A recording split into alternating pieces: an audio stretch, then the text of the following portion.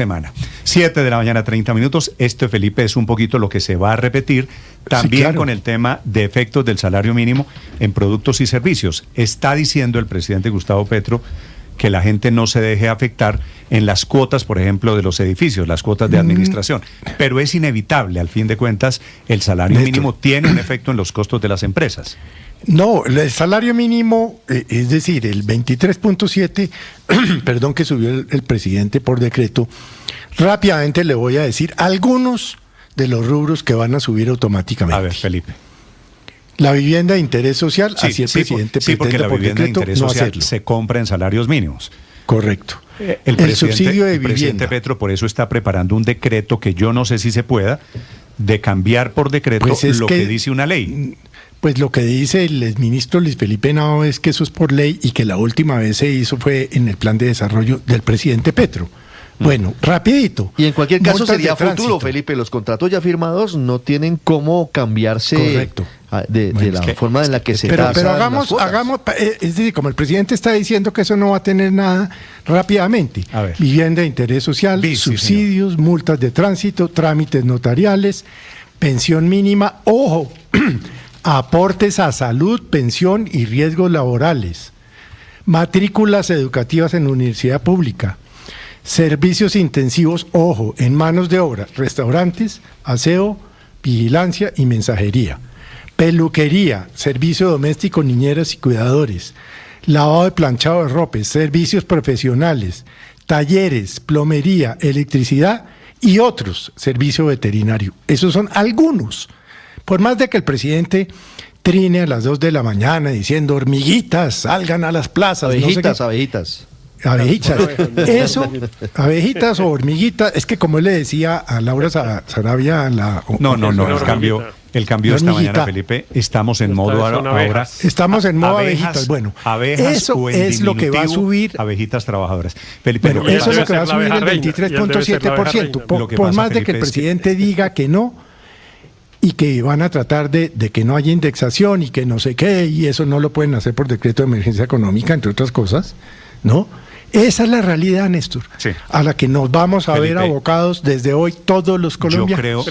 Yo creo que el presidente Héctor va a tener que entender en algún momento que la inflación no se controla a través de trinos.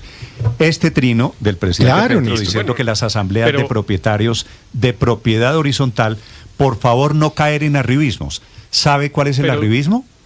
El arribismo es que al celador, al portero, a la señora del aseo, que son los costos del edificio, naturalmente, Felipe, pues se les paga el mínimo o un poquito más del mínimo, lo que usted quiera. Y entonces la administración va a tener que crecer los costos en el 20 y pico %.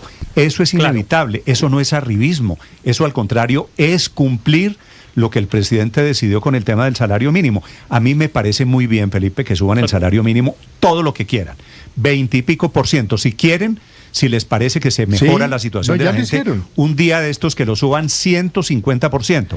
Perfecto, pero que se den cuenta que eso tiene unos efectos económicos. Eso produce unos efectos, claro. Eso produce unos efectos. Lo que está pasando es que el gobierno no se había dado cuenta que subir el mínimo tenía unas consecuencias. Efectos que no se van a minimizar ni se van a derogar por decretos de 2 de la mañana, que hormiguitas, que abejitas, que no suban no, eso es lo que la ley establece, lo que yo le acabo de leer.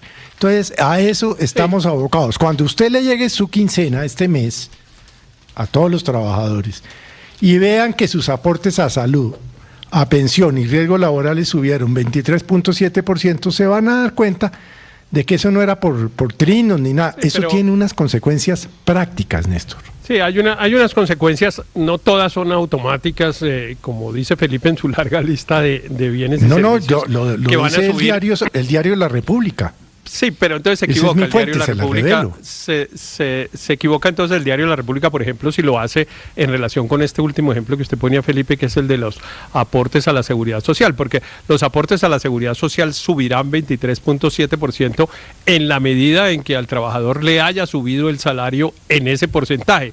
Si al trabajador no le ha subido en ese porcentaje, pues no le sube la seguridad social. Bueno, por eso, así, los que ganamos más del salario, los que ganamos más las pensiones no ligadas al salario mínimo, pues los suben que ganamos más del salario mínimo, las personas que ganan 5 o 6 millones de pesos, pues van a seguir pagando en proporción a su salario. Pero ese es uno de los temas. Es que el problema, creo, es tratar de meter en una sola bolsa casos que son muy distintos. Por ejemplo, el de la seguridad, Néstor, el de los temas de la administración de los edificios, a lo que el presidente Petro le dedicó a algunos de sus trinos del fin de semana, diciéndole además a la gente que no dejaran que en la asamblea subieran las cuotas de administración en ese porcentaje. Es que si no suben en ese porcentaje, sector, por gente diferente a quien lo está leyendo.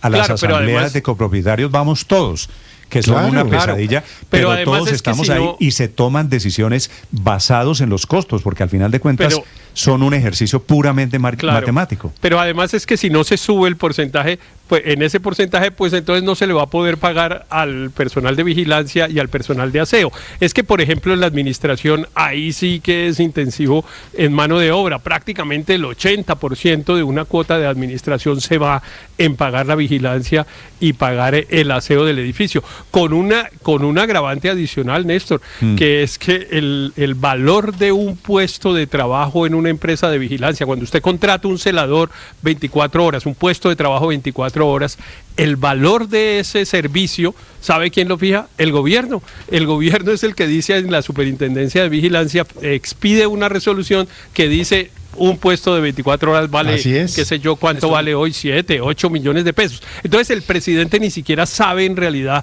de qué es que está trinando, porque hay unos asuntos que él mismo controla ya desde hace rato y hay otros que en cambio no controla porque están en la ley, como por ejemplo han puesto el caso de la vivienda de interés social. El Plan Nacional de Desarrollo, que es una ley, el que dice cuál es el tope de precio, Héctor, de un apartamento cuál es para el drama que se considere como vivienda de interés social. El drama, Felipe, de todo esto, que me están escribiendo muchas personas de edificios, inclusive el mío, de gente que está diciendo, como se han crecido tanto los costos, hay que automatizar el servicio. Y hay que sacar gente. ¿No? Y entonces eso va a significar. Es que cuando a ustedes pues le suben los costos. En eso están los edificios, perdón, Cochis, en eso están los edificios, en el tema de. Pero le pongo de volverlos ejemplo, inteligentes. Lo que pasa es que eso está por inventarse. No, por eso, pero esto ya está. No, Felipe, lo que le quiero decir es, ¿ya está inventado o está a punto de llegar a Colombia?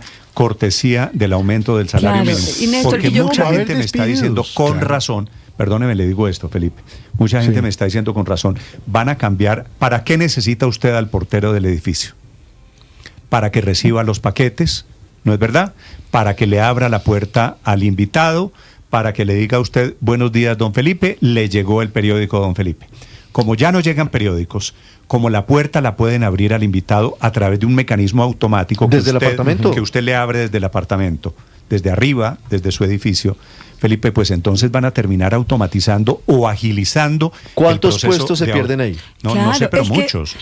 Es que yo creo que eso que le criticaban a los economistas cuando alertaron sobre los efectos del salario, del aumento tan grande en el salario mínimo del 23%, sobre irresponsabilidad, se ejemplifica claramente en el tema de los edificios o en el tema de Transmilenio. Se decía, primero, el efecto inflacionario y en el costo de vida. Por supuesto, si se aumenta el salario mínimo, a los que ganan el salario mínimo en esas empresas que prestan el servicio, pues sencillamente se dispara el costo y por lo tanto esto genera inflación, porque todos los costos tienen en alguna medida una afectación con el salario mínimo en la medida en que los temas tienen más o menos mano de obra.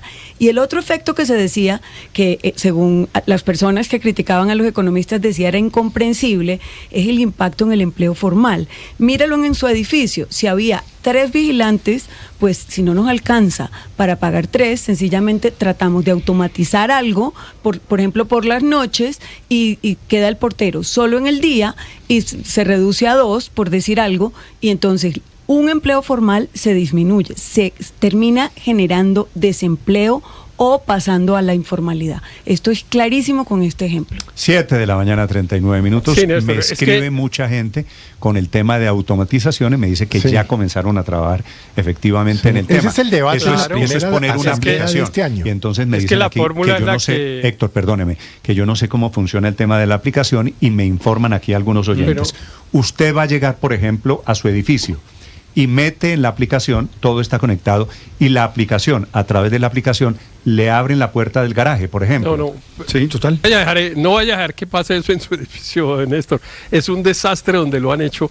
La experiencia es muy mala, pero es muy mala porque se generan múltiples problemas de convivencia, porque claro, uno dice como usted, bueno, que reciban los paquetes, en fin, pero hay un montón de cosas que hay que hacer. Por ejemplo, permitir la entrada de los funcionarios que miran ¿cómo se llama? Los medidores de los servicios públicos, los contadores de los servicios públicos, y eso pues alguien tiene que estar ahí esperando. Entonces pues termina un vecino abriendo la puerta y eso termina armándose un problema porque pues no se hace o no hay nadie pendiente en ese momento y entonces no leen los contadores y llega la factura por un valor promedio. En fin, eso es un problema, pero la fórmula sí es la que insinuaba María Consuelo, es posible que es sacar al de la noche, sacar al que el turno de la noche. Es posible que usted tenga razón, pero ponerse a jugar con candela en momentos de automatización, de avances tecnológicos, cuando en el mundo están cambiando meseros, por ejemplo, por programas automatizados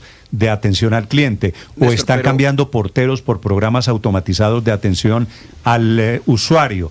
Pues obviamente esto va a tener un efecto. Coincido con Héctor en que esa experiencia es muy mala para varios de los edificios que la han implementado. He escuchado de varios casos de familiares cercanos que les ha ido muy mal y lo han tenido que reversar.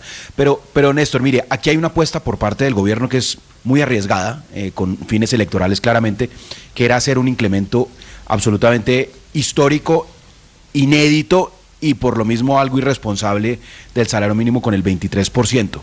¿Para qué? Para mandar un mensaje a los sectores populares o a los sectores de bajos ingresos.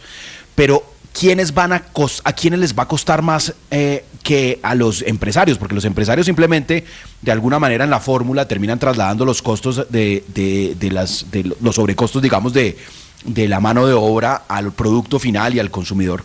Pero ¿a quién realmente está defraudando el gobierno con esta medida? A la clase media colombiana.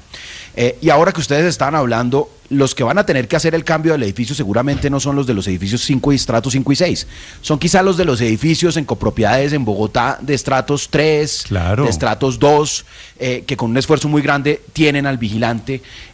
Son las personas que tienen de pronto a la trabajadora doméstica que viene 1 o 2 veces a la semana, no tiempo completo y con mucho lujo, no. Esos hogares, o son por ejemplo el contratista prestador de servicios. Aquí hago una precisión frente a lo que explicaba Héctor.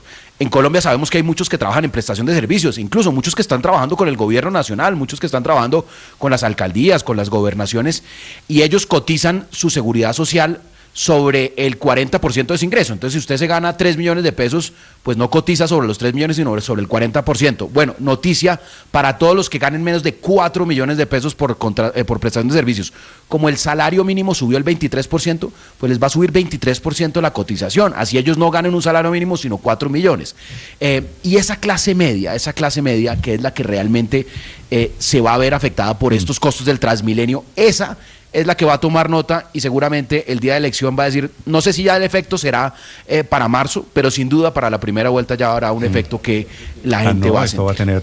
Esto va a tener consecuencias. Me escriben aquí algunos oyentes, sí. Álvaro, me recuerdan que entró en vigencia también el recargo nocturno, el cambio de las horas extras, sí, claro, la jornada laboral, entonces todo esto termina metido. Me hacen cuenta si me dicen, por ejemplo, que el salario para un vigilante entre el 1 de enero y mediados del año pasado, por cuenta de todo esto y sumándole ahora el salario mínimo, sería un incremento del 36% para quien le paga el salario. Que está bien, a mí me alegra por el vigilante, pero eso tiene unos efectos económicos que no se arreglan, digo, a través de un Twitter.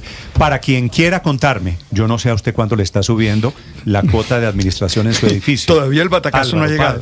Todavía, en mi caso todavía no se ha dado, pero normalmente ha sido el salario mínimo. ¿Eso se cotiza sobre normalmente ha sido ese porcentaje, pero todavía no hemos tenido reunión. Sí, es el salario mínimo. Yo me levanté con un aviso en el ascensor que decía 23.7 va a aumentar la cuota. ¿A usted cuánto le está subiendo cuota de administración en su apartamento, Álvaro? Todavía no me ha llegado, pero es que Héctor lo decía ahora, las tarifas de vigilancia están reguladas por el gobierno, por la Superintendencia de Vigilancia. Entonces el gobierno tiene que subirla. En este momento vale un turno de 3, vale 19 millones punto algo. Lo que podría pasar es lo que dice María Consuelo, esa es la parte complicada, que se reduzca 1, pero no se puede dejar solo en 1 porque un turno de día es más de 8 horas. Son 12 horas, entonces habría que pagar por lo menos 1,5.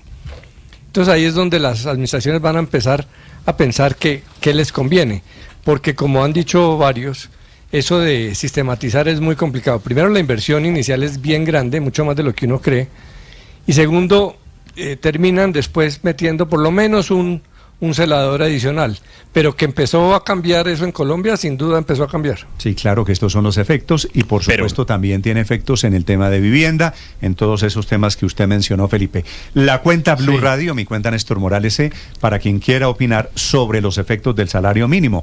¿Qué digo, Felipe? Si el tema de la igualdad se arreglara subiendo el salario mínimo. Pues, dice, ¿por qué no le suben, por qué no le ponen a todo el mundo 20 millones de pesos mensuales? Sí, la riqueza no se crea aumentando la impresión de billetes ni entregando más plata. Pero bueno, es parte del debate. Ahora, a todo esto súmele una cosa que va a pasar, Néstor. Señor. De todas maneras. Y es que la Junta del Banco de la República no va a poder bajar tasas de interés y va a tener que subirlas otra vez. Lo que se llama técnicamente, Felipe, para controlar la inflación, que es la función que constitucionalmente le corresponde al Banco de la República. Entonces va a salir el presidente Petro a decir, es que el Banco de la República... No, es que esto va a generar un efecto inflacionario y el Banco de la República tiene que ver cómo hace para controlar esa inflación. Entonces, todo lo que usted tenga y esto se va a volver, alístese. Por todo lado se va a volver un juego político, Néstor, porque mire, está esto del Banco de la República que está mencionando Felipe y usted verá insistentemente al presidente echándole la culpa a la Junta del Banco de la República en Twitter, incluso personalizando la cosa como ya lo ha hecho, de manera irrespetuosa con varios miembros de la Junta Directiva. Pero también se va a volver un juego político, Néstor, en que el gobierno de alguna manera hace la apuesta muy, muy arriesgada y que le puede salir muy mal, de que la gente no va a culpar de esto al aumento del salario mínimo hecho por el gobierno, sino a los empresarios, a Transmilenio, a la Junta de Copropietarios del edificio, es decir, a cada persona que inmediatamente a usted le va a subir el precio de las cosas, sea en lo que sea. Ahí va a venir un juego en el que el gobierno ya está empleando toda su artillería retórica, Néstor, que básicamente es lo que tiene. Y el presidente diciendo que los empresarios tienen la culpa y todo eso. Pero una persona medianamente informada sabe que esto es consecuencia de algo. Néstor, que pero las si usted juntas se de fija, los edificios, claro, pero que el pasaje de Transmilenio, que el costo de la vivienda un ejemplo, mire, suben. Para reforzar la teoría de Andrés, que yo coincido con él, es las protestas de esta mañana no son contra el gobierno nacional, las manifestaciones, los bloqueos que están convocando desde las 6 de la mañana en 7 puntos en Cundinamarca son contra la gobernación, contra el distrito de Bogotá. Entonces sí tiene algún sentido de creer que las manifestaciones o el efecto inmediato no es contra el gobierno, sino contra las administraciones municipales y distritales. Bueno, pero la gente tampoco es boba, la gente es inteligente y sabe que esto es producto y derivado del aumento del salario mínimo desproporcionado y el cuento que nos metieron del salario mínimo vital que aumenta en un 24%. A mí me duele particularmente que el gobierno dijo, el presidente Gustavo Petro, que este iba a ser un gobierno para los viejos y para las viejas. De un lado, a los viejitos a los que les da ese bono pensional de 230.000 pesos, pues eso queda reducido apenas a un 10% de un salario mínimo legal vigente, con esta cifra de 2 millones de pesos. Pero además de todo, me parece muy triste porque una viejita, póngase usted, Néstor, a pensar que se gana una pensión de 3 millones de pesos. Esa pensión de 3 millones de pesos, como no es la mínima, le sube apenas en un 5.10%, no en el casi 24% que le sube a los de la mínima. 5.10% le sube a esa viejita esa pensión, pero resulta que el Transmilenio le sube en un 11%, la administración del edificio en donde vive le sube en un 24%, el costo de vida en general, las cuotas moderadoras de salud, las multas, los pasajes intermunicipales, los peajes, o le suben con base en el salario mínimo o en algún punto intermedio por ahí, o tal vez también a todo el IPC. Es decir, este gobierno lo que hizo fue todo lo contrario de lo que prometió ayudar a los viejos del país y por el contrario lo que está haciendo es dándoles un golpe de dimensiones incalculables. Pero en el discurso y en la retórica, el presidente atrincherado en la lucha de clases y en que son ricos contra pobres, trabajadores contra empleadores, en fin, se aferra a esa retórica y a ese discurso divisorio, porque además ya se quedó como se quedó en tregua de Twitter con Estados Unidos, ya ese frente se cerró. El presidente hoy está contra la oligarquía. Ahora y contra se los queda solo con los de aquí. Sí. Bueno, pero estas son las batallas ideológicas que suele dar. Pero hay dato, tiene que matar relato. Ahí es donde cada uno tiene que explicar, Néstor, lo más sencillamente posible por qué suben. Si a ti te lo explican con claridad, como lo hizo, por ejemplo, la doctora de Transmilenio, pues tú vas a entender que no se trata de un hecho ideológico, sino de una realidad. La doctora de Transmilenio. Pero, ¿usted sabe cuántos María Fernanda Ortiz. ¿Usted sabe cuántos empleos de seguridad que la federación que pues maneja el tema de la seguridad en los edificios y toda esta cosa? ¿La supervigilancia? La presidenta me explica, me dice, mire, nos toca subir el 23.7 sí, más la reforma laboral es el 31.3. Ellos calculan que van a perder 14.000 empleos. Sí, Felipe, ojalá no. Sí, bueno, ojalá no. Sí. Ojalá no sean 14.000, ojalá sean muchos menos. Pero ojalá está diciendo no una ninguno. experta en el tema, ¿no? Claro, sobre pero digo, sobre los efectos. Sí, ahí hay un poquito también de, usualmente en Colombia, Felipe, hay asustadurías. Pero Néstor. Sí, y algunos de esos efectos se producen y otros no. En realidad los efectos sobre la economía del salario mínimo pues son algunos relativamente inciertos. Hay unos que son ciertos, por ejemplo, que al gobierno le cuesta 5 billones de pesos más y estamos en emergencia económica porque el gobierno tiene un roto en el presupuesto, pues eso sí no hay que esperar a que ocurra, sí. Eso pasa porque pasa.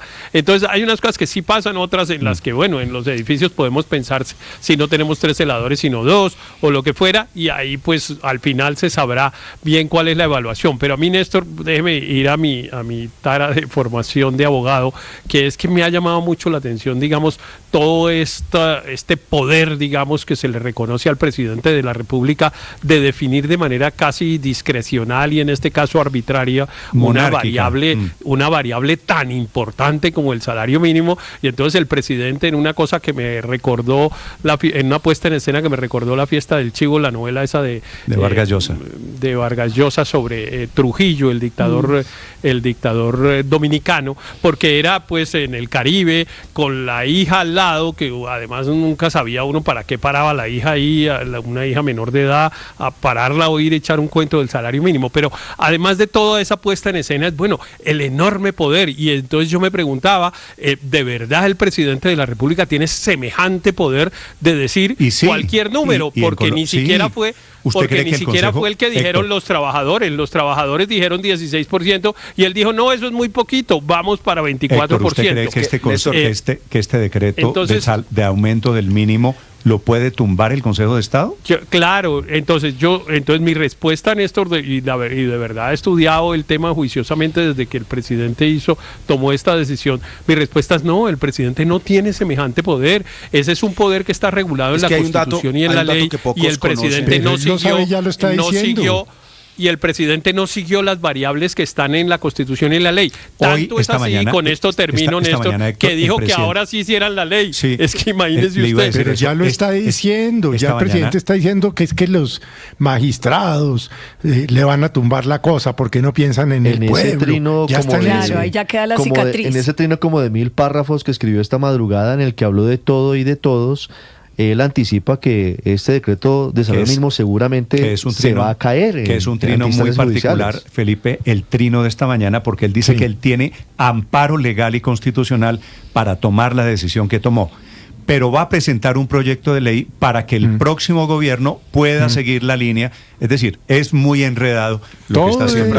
Aquí hay un antecedente que tienen que entender todos los participantes de esa mesa de concertación, los sindicatos y los empresarios. Cuando arrancó la negociación, se propuso, los empresarios estaban cercanos al 7,5, y los sindicatos se aventuraron a decir, ¿saben qué? Que sea 2 dígitos, y 2 dígitos arranca con 10%. Los empresarios, ¿sabe qué dijeron? No, ¿sabe qué? No, nosotros no negociamos más del 7, dejen así, le dejamos eso a los sindicatos, vean ustedes qué hacen. Si los sindicatos y los empresarios hubieran pactado 10%, 12%, el gobierno nunca hubiera podido expedir un decreto tan absurdo como el del 23%. Eso es un llamado a todos a recordar que no se puede cerrar la puerta al diálogo nunca, porque sale el tiro por la culata. Que parece una amenaza eso. Los empresarios, eso suena amenaza. Los empresarios no tenían cómo saber. Los empresarios no tenían cómo saber que el gobierno iba a aumentar 24%. Uno negocia dentro de los escenarios posibles, y el escenario posible era 16% que pedían los trabajadores, 7% que ofrecían los empresarios, pero no era un escenario posible, porque no era jurídicamente posible el escenario del 23% de aumento, porque nadie lo había propuesto en la mesa de concertación. Es que ese es uno de los temas jurídicos graves de este decreto. Héctor, el presidente solo podía expedir un decreto en el marco de lo que se había conversado en la mesa de concertación, y él sacó un número del sombrero. Eso es lo que hace inconstitucional ese decreto. No es la primera vez, Luis Ernesto, que escucho a alguien en esta mesa echándole la culpa a los demás de lo que hace el presidente. Que lo que hace el presidente esa es la teoría de Humberto de la Calle, ¿no? Pero eso es una amenaza. O te pones de acuerdo conmigo o reviento las cifras de la... No, eso no es así. Eso no es así. Los consensos no se hacen de esa manera. Eso, olvídate. Así no se hacen los consensos. No, es que consenso cuando uno dice no voy a negociar, ofrezco esto y me retiro de la mesa. Pero si sabe por qué no llegaron a un consenso. Eso es una lección, porque el ministro del Interior había anticipado que el aumento iba a ser el 11 de 11. Los puso de muñecos ahí claro, ¿y qué pasa si hubieran aceptado el 11? Claro que era ¿Qué pasa si hubieran aceptado el 11 y hubieran pactado el 11? El decreto hubiera salido por 11 y seguramente los sindicatos hubieran dicho maravilloso el 11. La teoría del apaciguamiento. Y todos quedan contentos. Entonces, para evitar que el gobierno haga locuras, entonces seamos nosotros los que agachamos la cabeza y buscamos... Pero es una manera... No, claro. No es de apaciguamiento, sino de estrategia. Claro que era posible prever que iba a pasar lo que pasó. No, pues claro, usted me dice, era posible prever algo. Era posible. Algunos con un dedo de frente, como yo, decíamos que iba a subir mucho más. No era posible. Porque era elección. Nadie se imaginó, Álvaro, un aumento del mínimo de 23. Era fácil prever, Néstor, que Petro utilizara este hecho como el más contundente para la campaña política, porque llevaba rato haciendo lucha de clases. Lo hizo AMLO en México, subió el 20% en 2023, y esta ha sido su bandera fundamental contra lo que él llama la inequidad. Era fácilmente previsible eso. Los gremios, en vez de ponerse a hacer política y oposición, han debido ir a hacer lo que para lo que están, negociar pragmáticamente, previendo este tipo de cosas. No es cierto lo que dice usted, Luis Ernesto, creen que el aumento del salario mínimo... Que no es cierto. No es cierto que el presidente pudiera... Héctor, perdóneme, anoto aquí, pongo un asterisco, que Álvaro, que Luis Ernesto creen que el aumento decidido unilateralmente por el gobierno es culpa de los demás, no es responsabilidad del gobierno. Pero es que no es cierto, Néstor. A mí sí me da pena tener que contradecirle a Luis Ernesto y a Álvaro, pero la verdad es que en el marco de la negociación había un techo y un piso, 16 y 7%.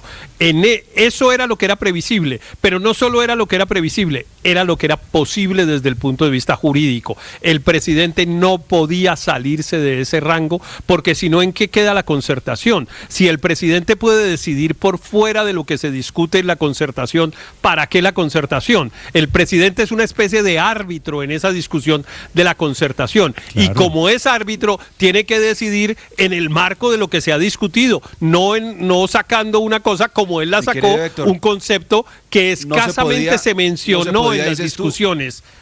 No se podía, no se podía, pero ya se pudo. Como el chiste del gamín en la calle. Sí, pero como hay jueces, pero todavía hay jueces en Berlín, ¿no? Claro, todavía hay jueces, ¿no? Claro, que se caiga en la justicia y que jurídicamente el presidente de pronto hizo la apuesta pensando que se podía caer en el Consejo de Estado, pero pensando que él gana con el discurso populista en las urnas. Porque es que ese es el propósito. Pero María Consuelo, el presidente no pudo imaginarse que se lo tumbaba el Consejo de Estado porque no hay antecedentes, porque nunca ningún gobierno el antecedente que hay es cuando el gobierno fijó el salario mínimo por debajo de la cifra de inflación. No 4 o 5 veces por encima de la cifra de inflación. Que fue el gobierno Santos. Que fue 2017, claro, pero no un antecedente. Y además que era un hecho superado, ¿no? Era una posibilidad, como todo lo que ha hecho, que saca la emergencia económica y después ve si se la tumban, entonces pone a las Cortes en contra de la gente. Los empresarios, en un acto de generosidad, hubieran dicho, le vamos a ofrecer nosotros a los trabajadores 10%, 11%. Hubieran aceptado los sindicatos pletóricos, felices. Eso se lo está. Hubieran aceptado felices y estaríamos en menos de la mitad. Pero ya ahora es culpa de los empresarios la irresponsabilidad de Petro. Ya lo tengo aquí como constancia. Usted y Álvaro creen que la responsabilidad es de los empresarios. Vale, se acepta cualquier opinión. Son las 7:59 minutos. En segundos, los efectos.